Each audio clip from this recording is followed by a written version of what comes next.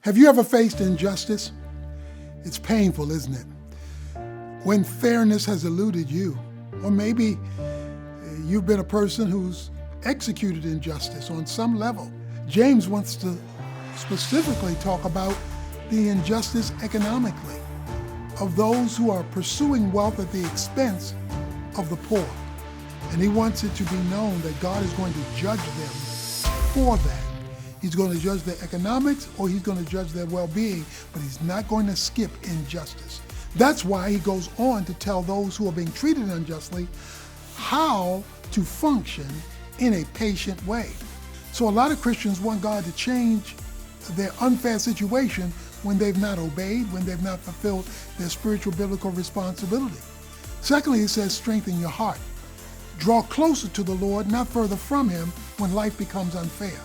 That's an invitation for intimacy, not an invitation for distance. He then goes and says, don't complain.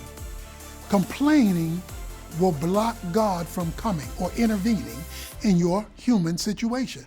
If you're just a complainer and a fusser and a cusser, it's like Israel going through the wilderness. They delayed a month's trip 40 years because they spent time grumbling and complaining rather than thanksgiving, which should have been their focus for what God had already done and for what they were trusting God to do.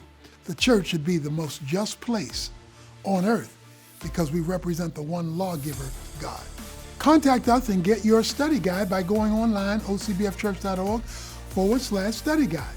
There you'll get an outline of the sermon, a summary of the sermon, and additional scriptures for you to go deeper in understanding and applying God's word.